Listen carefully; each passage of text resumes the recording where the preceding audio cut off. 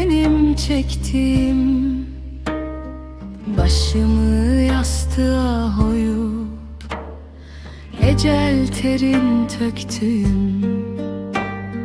Günahımın azabıdır hep bu benim çektiğim. Hastalanıp taşeklerde ecel terin töktüğüm.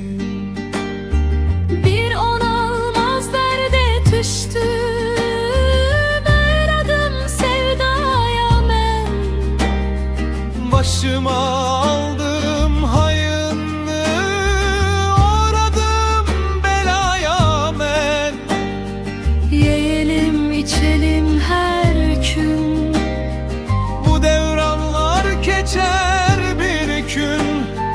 Harayeler aç derhal, ağzını açar bizge bir gün.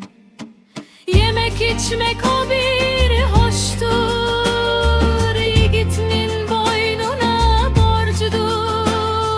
Can dediğim uçan huştur, can hafesten uçar bir gün.